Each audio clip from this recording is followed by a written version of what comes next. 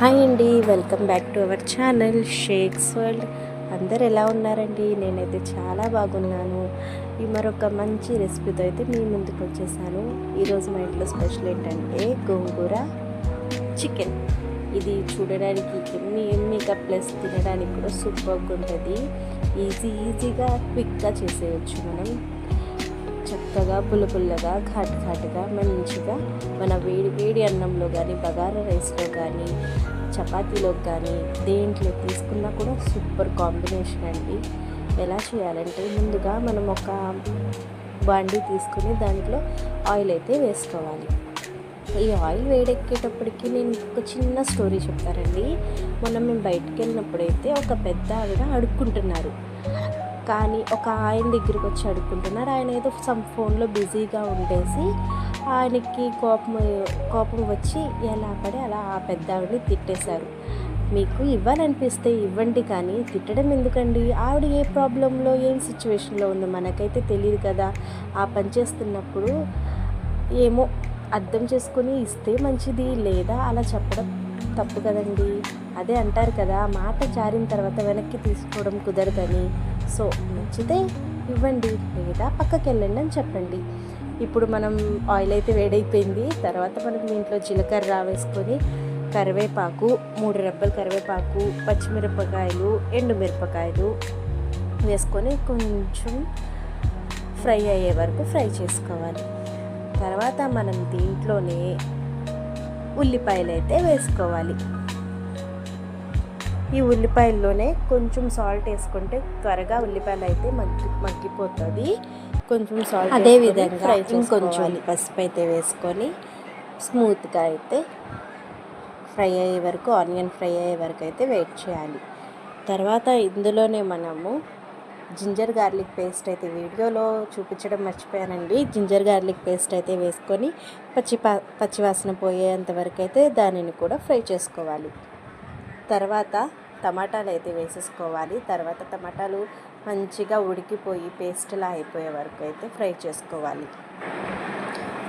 మన ఉల్లిపాయ టమాటా అయితే మంచిగా మగ్గిపోయింది. ఇప్పుడు మనం దీంట్లోనే సరిపడినంత కారం, ధనియాల పౌడర్ ఈ 2 వేసుకొని మంచిగా ఫ్రై చేసేసుకోవాలి.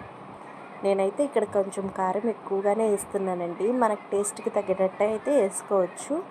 ధనియాల పౌడర్ అయితే హోమ్ మేడ్, మంచిగా హాట్గా కొంచెం బాగుంటుంది కాబట్టి వేసుకుంటున్నాను. ఇప్పుడు దీన్ని మనం కొంచెం కదిపేసి ఒక 2 మినిట్స్ అయితే పచ్చివాసన పోయే వరకు ఫ్రై చేసుకోవాలి. మన ఉల్లిపాయ టమాటా అయితే మంచిగా ఫ్రై అయిపోయిందండి. ఒకసారి కదిపేసి తర్వాత మనం దీంట్లోనే కడిగి పక్కన పెట్టుకున్న గోంగూరని అయితే మొత్తంగా వేసేసుకోవాలి. ఈ స్టేజ్లో మనం వాటర్ ఏమీ యాడ్ చేయవసరం లేదండి, ఎందుకంటే గోంగూర మగ్గి దాంట్లో నుండే వాటర్ అయితే వస్తాయి. ఆ వాటర్తోనే గోంగూర మంచిగా మగ్గిపోతుంది. మన గోంగూర అయితే మగ్గడం అయితే స్టార్ట్ అయిపోయిందండి. ఇంకో పక్క నేనైతే చికెన్ క్లీన్ చేసుకొని చక్కగా సాల్ట్ వేసి చక్కగా క్లీన్ చేసుకుని నీచు వాసన పోయేంత వరకు అయితే మంచిగా కడిగి పక్కన పెట్టుకున్నాను. ఒకసారి కదిపేసి మళ్ళీ మగ్గడానికి వదిలేయాలి.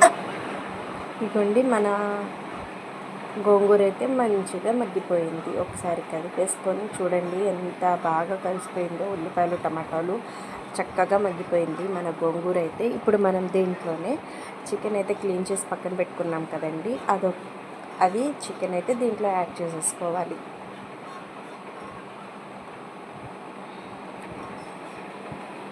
తర్వాత దీంట్లోనే మనము చికెన్కి సరిపడినంత ఉప్పు అయితే వేసేసుకొని మొత్తంగా ఒకసారి కదిపేసి చికెన్ అయితే ఉడకపెట్టుకోవడానికి వదిలేయాలి. మన చికెన్ అయితే మంచిగా కుక్ అయింది. కొంచెం గ్రేవీ కోసం అయితే ఒక చిన్న టీ గ్లాస్ అంత వాటర్ అయితే యాడ్ చేశాను. తర్వాత ఒకసారి మొత్తంగా కలుపుకొని ఈ వాటర్ యాడ్ చేయడం వల్ల చక్కగా చికెన్ కూడా మంచిగా స్మూత్గా అయితే కుక్ అవుతుంది. తర్వాత మనం దీంట్లోనే తరిగిన కొత్తిమీరను, గరం మసాలా వేసేసుకొని మొత్తంగా ఒకసారి కలిపేసుకుంటే మన ఎమ్మి చికెన్ గోంగూర అయితే రెడీ అయిపోయింది. ఈ రెసిపీ మీకు నచ్చినట్లయితే నా ఛానల్ని సబ్స్క్రైబ్ చేయండి, లైక్ చేయండి, షేర్ చేయండి. సరే అండి, ఉంటానండి మరి, బాయ్.